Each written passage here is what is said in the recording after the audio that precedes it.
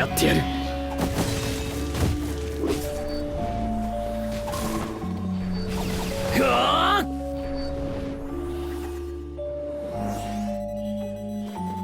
当たれ。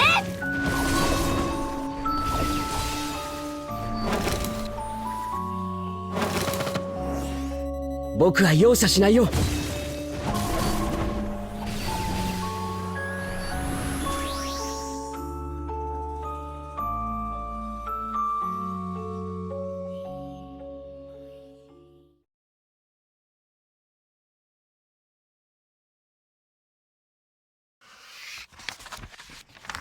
The school, home to boys and girls hoping to become users of magic, is abuzz with one question.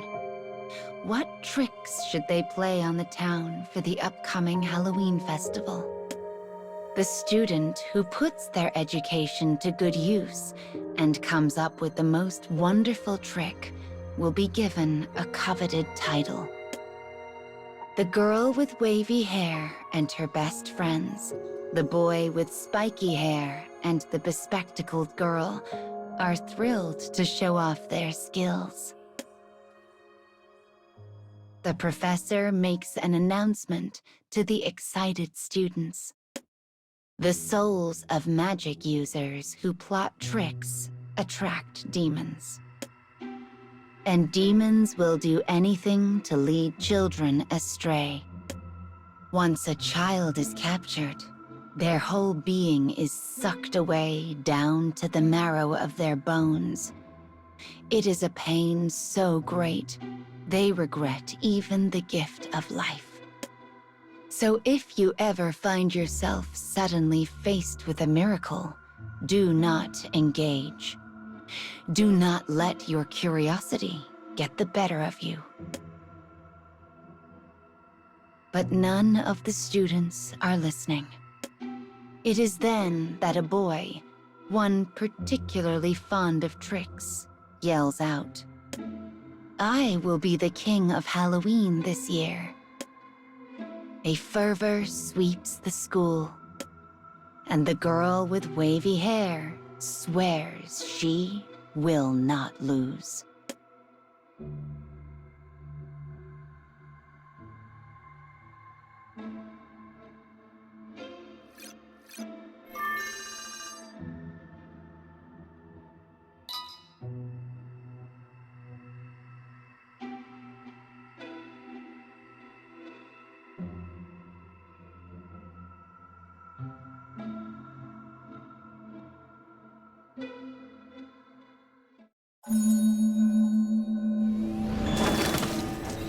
やってやる。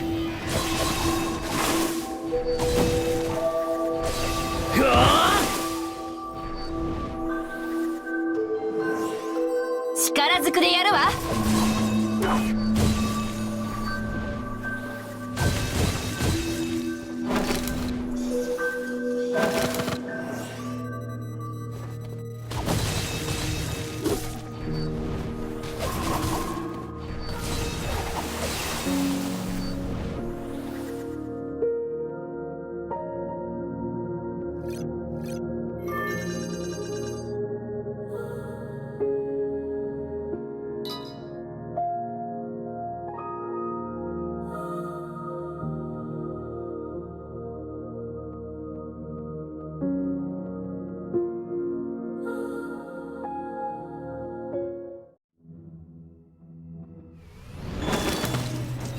遠慮はいらないよね。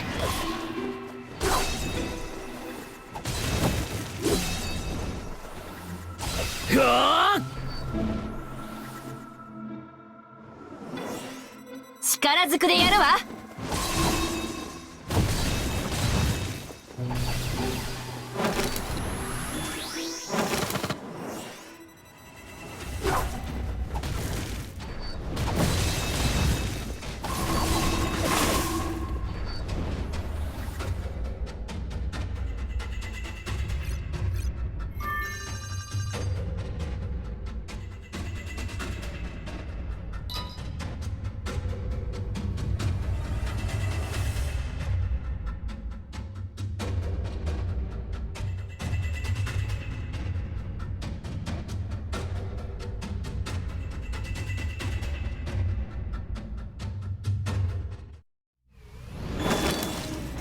遠慮はいらないよね。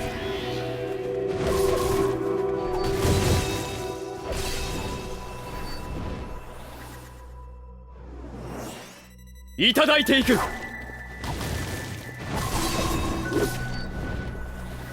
思い知れ。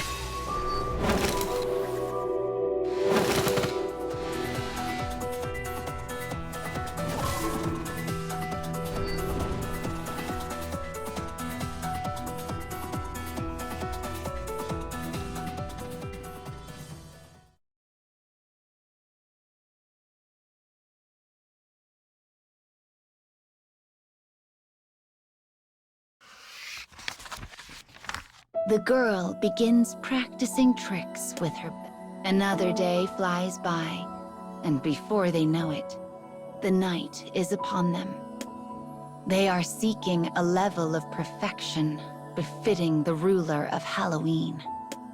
The girl leaves her room so she might cook dinner and give her whirling mind a break. As she walks, she spies something glinting at her feet.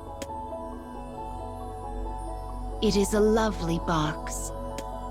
Yellow topaz in the shape of pumpkins dots the cover. It emits a distorted, bewitching glint. Curious, she lifts the lid to find a small pumpkin pie sitting neatly inside. She then hears a whisper. "I will teach you all the magics under the sun. All at the festival will be under your spell." The voice is so sweet and gentle, it is almost impossible to resist. I must eat the pie. She opens her mouth wide. Suddenly, a scream rings out. It is her best friend, the bespectacled girl. The wavy-haired girl tosses both pie and box aside and ushers her best friend into her room. She comforts her as she weeps over her failure, yet on the inside, she is relieved. Soon, the girl with wavy hair returns to her practice in an attempt to shake off her fear. But the next time she looks, both pie and box have disappeared.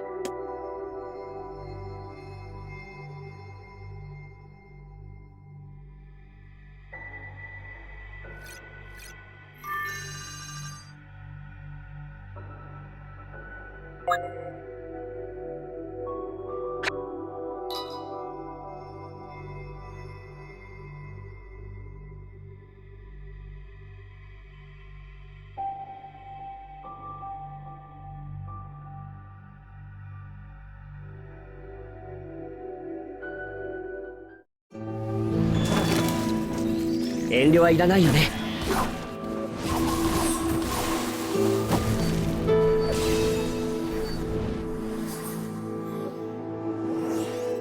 いただいていく。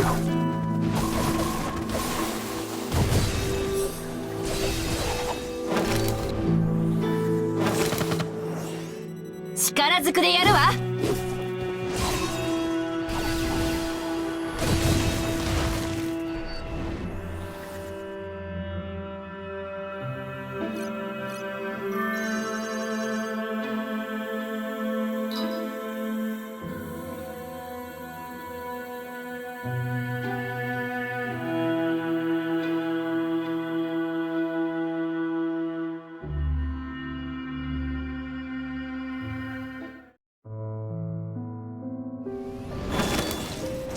やってやる。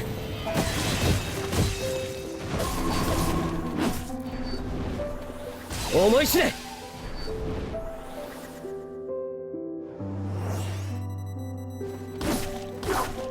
当たれ。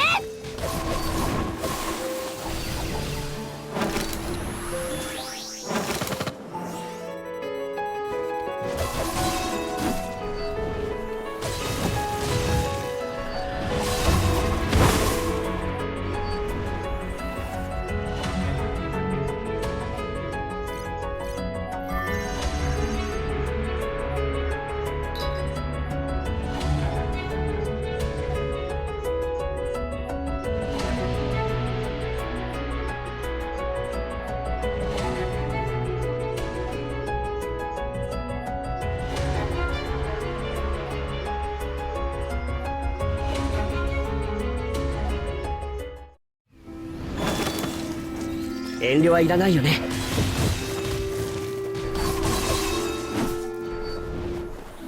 思い知れ。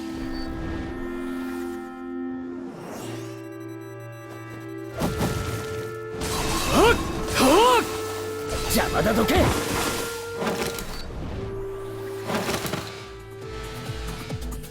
力ずくでやるわ。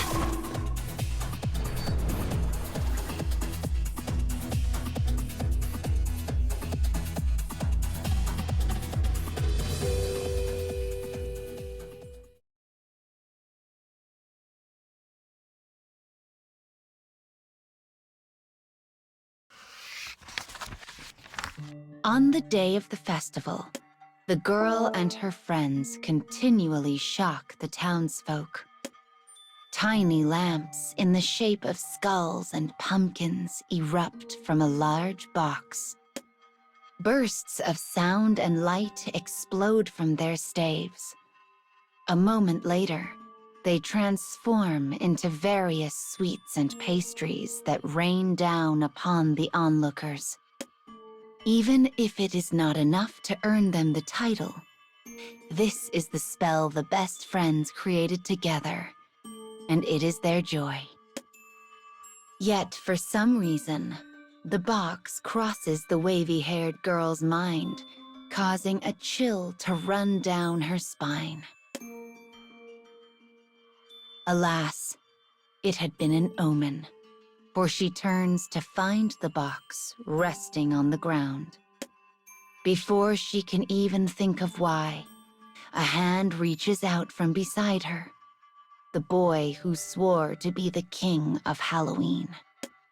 Before she can draw a breath, he pops the pie in his mouth. There is a strange light in his eyes, a distorted, bewitched glint. Standing before the dumbfounded girl, the boy lifts his staff into the air. Dozens of vines suddenly rise out of the ground throughout the town. They twist together like snakes before taking on the shape of a giant tree. Its branches and leaves shine majestically, reaching upward like a canopy. The townsfolk give a cheer. The students stare, enchanted. The girl is also astonished, but then she realizes the boy is nowhere to be found.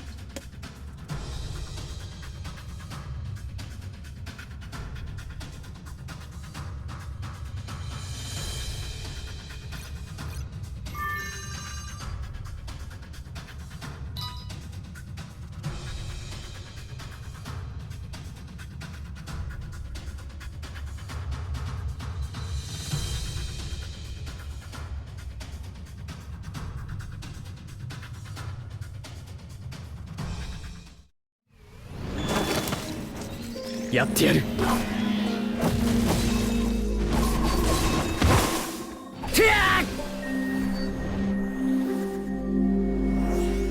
力ずくでやるわ。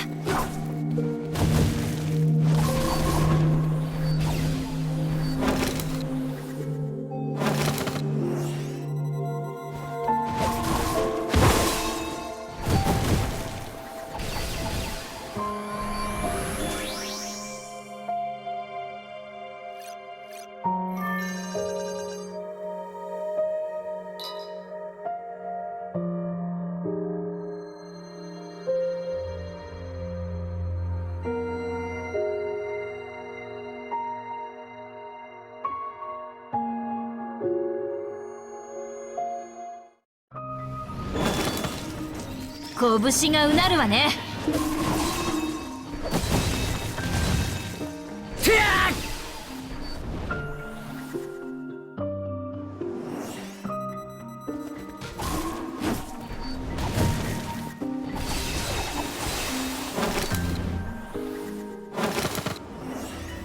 僕は容赦しないよ。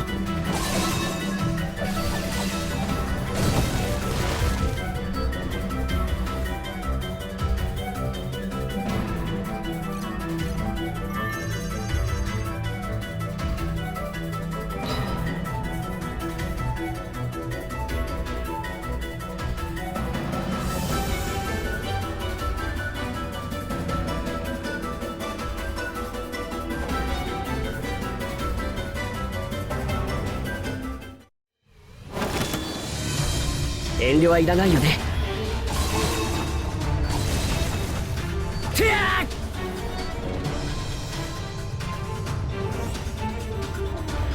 せい。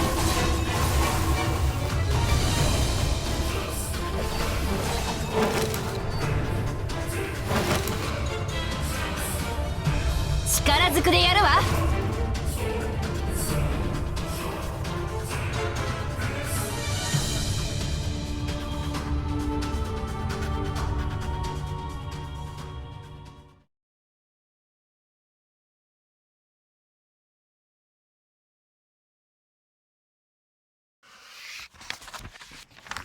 The girl runs then. She rushes to her professor and reports everything she saw. She tells about the box that suddenly appeared before her, about the alluring voice she heard when she opened it. She managed to shake it off thanks to her friends, but the boy had not been able to resist its temptations. The great tree had not stopped growing. Its roots twisted and spiraled and burrowed throughout the town. When they finally find the boy in a back alley, he is already gone. The tree has swallowed him whole. His body is a husk, his weathered skin peeling off in flakes. Worse still, his eyes are wide, and his tongue lolls out of his mouth like some terrible prize. The girl shudders, thinking how she had not been able to stop him, and huddles close to her professor. But at least you are safe, her professor says. Your love for your friends kept you from temptation. The entity in question was called the Pumpkin Demon, and it was something the School of Magic had long yearned to capture. But no matter what manner of guard they adopted, the demon had ever more clever methods to lure people in and claim their lives in the process. As the professor laments the boy's death, the great tree above glints in a bewitching manner, stealing people's hearts. The girl squints under its light, but her heart has already sunk into darkness. She was lucky to escape with her life, yet this state is but a temporary reprieve. For temptation lies ever around the bend, and it is known that demons always seek people's greatest desires.